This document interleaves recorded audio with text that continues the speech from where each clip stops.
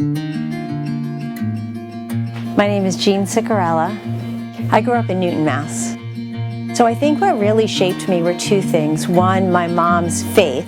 You know, in the morning she would have her quiet time, and still to this day she does. And then also her heart for service. I remember as we used to always go to the grocery store and pick up day-old bread and also hams, and we would deliver them to different shelters in Boston. Her car always smelled of ham. You know that old, like, ham spilled in your car smell? That's what my car was like growing up. I went on the mission trip 3 years ago to San Luis Rio, Colorado in the state of Sonora, Mexico. Right on the border, so this church is about 5 blocks from a border crossing. People, mostly from Central America and Southern Mexico, they come to the border of the U.S. hoping to seek asylum. The things that they've experienced in their countries are horrific. So that was my first experience to really seeing the Mexican culture.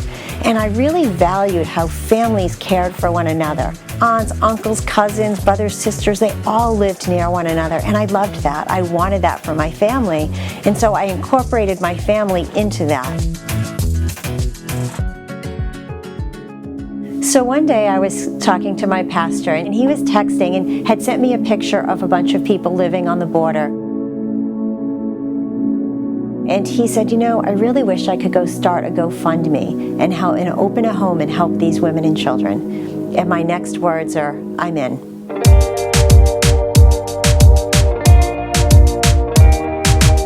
And that was the beginning. That was in January of 2019. So having started Mision de Caridad, we really want to protect the dignity of women. We felt that women and children were really being victimized on the border in Mexico while they waited. People waiting underneath the tent, and they'll just be sitting here throughout the day.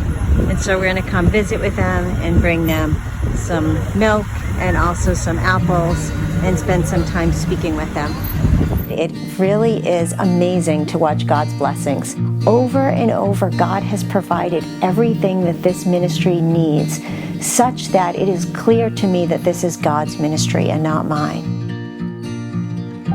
Highrock has really been important to my family. I feel like Highrock has a heart for serving others, and not just saying we serve others, but people sacrificially give up significant parts of their life to serve others.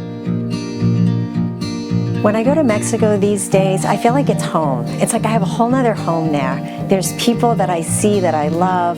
I really value how much, especially the people in the church. You know, to them, I'm Sister Jean. One of the most important things that we can do as believers is trust God and trust that God's timing is the right timing. And it might not seem to make sense to us now, but God uses every one of those experiences in ways that you can't even imagine in the future. I never would have guessed this, but so many experiences have led me to be equipped to do this. And in so many areas that I don't have expertise, He just brings people alongside. So it's pretty cool.